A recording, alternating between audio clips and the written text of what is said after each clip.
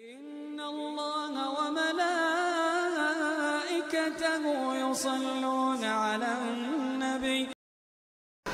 بسم اللہ الرحمن الرحیم۔ السلام علیکم ورحمۃ اللہ وبرکاتہ۔ مالیاتی فقہ کے حوالے سے دروس کا سلسلہ جاری ہے۔ یہ 9واں درس ہے۔ اس میں بھی ہم اثاثہ جو بیچا جانا والا ہو اس کے حوالے سے شرائط کا بیان جاری رکھیں گے۔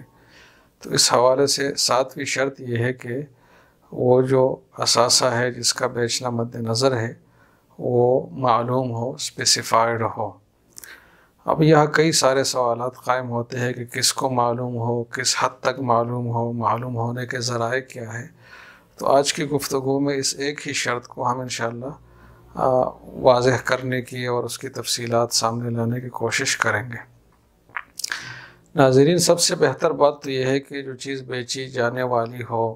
تو فروخت کرنے والے کو بھی معلوم ہو واضح طور پر، اور خریدنے والے کو بھی واضح طور پر معلوم ہو۔ لیکن اگر دونوں کو معلوم نہ ہو تو کم از کم یہ تو بہرحال ضروری ہے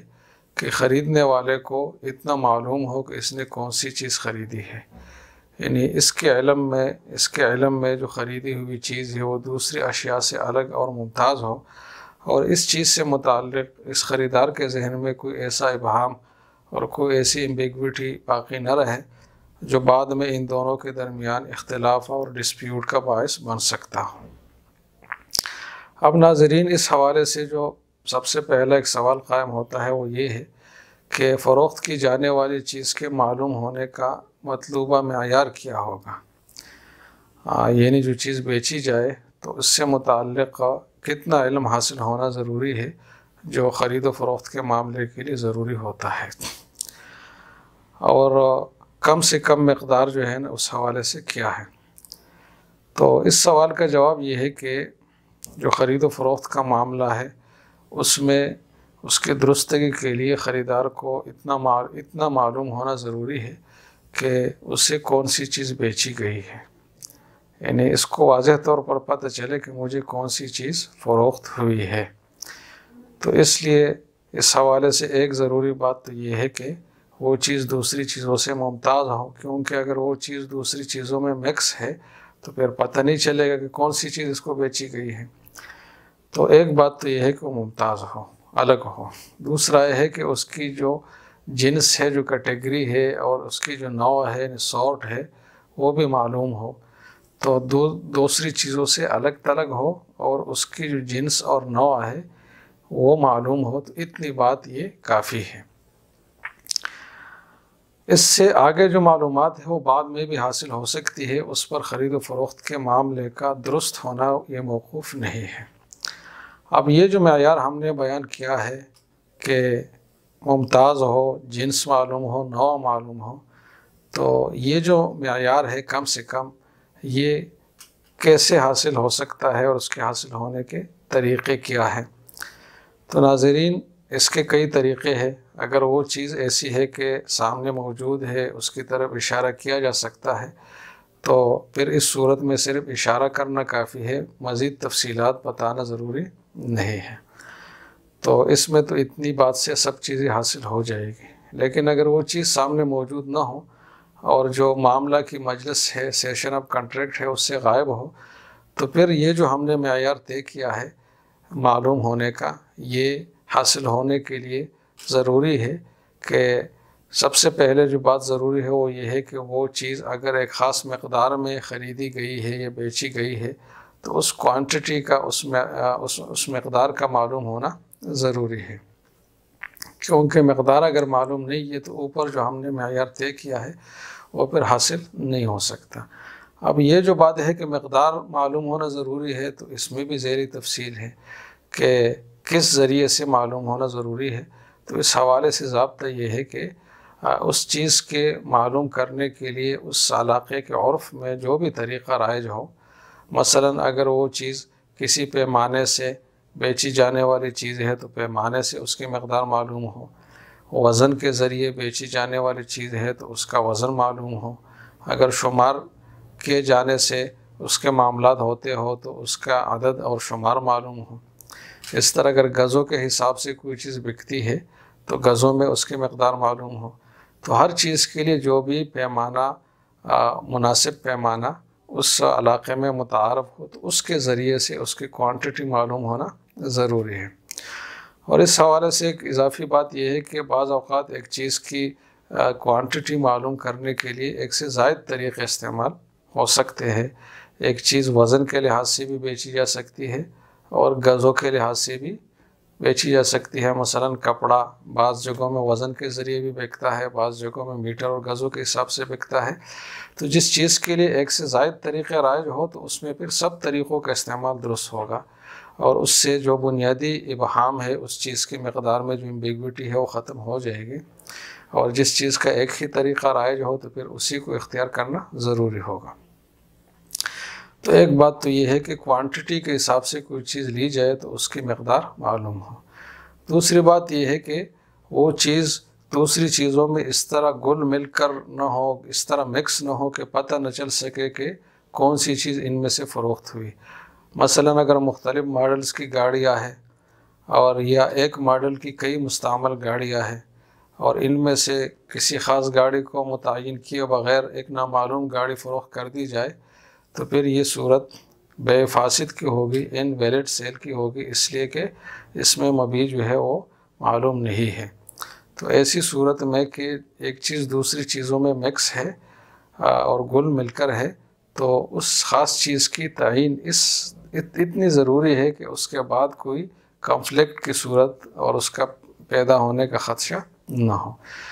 البتہ ایسی صورت میں ایک مزید بات یہ ہو سکتی ہے کہ میں آپ کو اگر کئی گاڑیوں میں سے ایک گاڑی بیچ دیتا ہوں لیکن ساتھ یہ کہتا ہوں کہ اس گاڑی کی تعین کا اختیار مجھے ہوگا کہ وہ کون سی گاڑی ہوگی وہ میں متعین کر کے آپ کو دوں گا، یا میں آپ سے کہہ دوں کہ اس گاڑی کی تعین کا اختیار آپ کے پاس ہوگا، آپ جس کو چاہیں گے منتخب کریں گے، مجھے اعتراض نہیں ہوگا، تو ایسی صورت کو فقہ میں خیار تعین کہا جاتا ہے۔ اس کی تفصیلات آگے ہم عرض کریں گے، تو پھر یہ صورت درست ہو جائے گی۔ لیکن اگر ایسے کوئی آپشن اس میں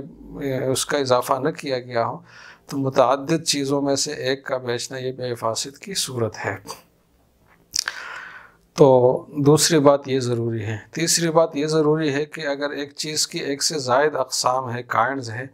تو پھر فروخت کی جانے والی قسم واضح طور پر طے ہونی چاہیے، اس میں ایسا کوئی ابہام اور ایمبیگوٹی نہ رہے کہ کوئی نزاع کا باعث بن سکے۔ البتہ اس صورت میں اگر خریدار واضح طور پر یہ بات کہے کہ اس چیز کے جو مختلف کائنڈز ہے، اقسام ہے، اس میں جو بھی قسم آپ اسی قیمت میں مجھے دیں گے تو میں اس پر راضی ہوں گا، تو یہ صورت بھی پھر درست ہوگی، اس لیے کہ پھر نزاع کی کوئی صورت باقی نہیں رہتی۔ چوتھی بات یہ ضروری ہے کہ ایک چیز کی اگر مختلف صفات ہے، کریکٹرسٹکس ہے جن میں اختلاف ہے، کچھ صفات ایک ہی نوعیت کی ہے، کچھ دوسری کی ہے، تو ایسی صورت میں مطلوبہ جو صفات کی چیز ہے، جو مطلوبہ صفات ہے، اس کے ایسی تعین ضروری ہے کہ کوئی نزاع کا امکان باقی نہ رہے۔ اس صورت میں بھی اگر خریدار واضح طور پر یہ کہے کہ یہ جو قیمت ہے اس میں آپ جس بھی صفت والی چیز مجھے دے تو میں اس پر راضی ہوں گا، تو بھی یہ صورت درست ہو جاتی ہے۔ تو ناظرین، جتنے بھی شرائط ہے اس کا تعلق فریقین کا جو میتھڈ ہے، انداز ہے اور جو طریقہ کار ہے ان کا معاملہ کرنے کا، اس سے یہ شرائط ماخوذ ہوتے ہیں اور پھر اسی سے معاملے کا حکم بدل بھی جاتا ہے۔ اس طرح معلومیت کے لیے یہ بھی ضروری ہے کہ اگر فروخت کی جانے والی چیز انسانی مصنوعات میں سے ہے، جو اس کی جو بناوٹ ہے، جو ٹیکسچر ہے، اس سے متعلق بھی اتنی ضروری تفصیل واضح ہونا ضروری ہوتا ہے کہ جس کے بعد نزاع کا خدشہ باقی نہ رہے، کیونکہ صنعت اور جو بناوٹ ہے اس سے چیزوں کا آپس میں مختلف ہونا یہ فقہی لحاظ سے بڑا مختلف ہونا ہے، جس سے ایک چیز کی کلاس دوسرے سے مختلف بن جاتی ہے، یعنی یہ جنس کا اختلاف شمار کیا جاتا ہے۔ تو ایسی صورت میں مبہم معاملہ جائز نہیں ہوگا بلکہ تعین ضروری ہوگی، اور یہ تعین بات پر نہیں چھوڑی جا سکتی بلکہ اس وقت اس چیز کی ٹیکسچر کی اور بناوٹ کی تعین ضروری ہوگی۔ اگر نہیں ہوئی تو پھر یہ معاملہ درست نہیں ہے، اور بعد میں اگر چیز متعین ہو جائے تو پھر نئے سرے سے معاملہ کرنا ضروری ہوگا۔ اسی طرح یہ جو معلوم ہونا ہے، اس کے حوالے سے چھٹی بات یہ ہے کہ اگر اس چیز کی جو کوانٹٹی ہے جو کوالٹی ہے اس کے لیے جو پیمانہ منتخب کیا جائے وہ ایسا ہونا ضروری ہے جو فریقین کی دسترس میں ہو اور اس وقت اس پیمانے کو استعمال کر سکتے ہوں۔ اگر ایسا پیمانہ انہوں نے منتخب کر لیا جو فریقین کے علاقے میں وہ میسر نہیں ہے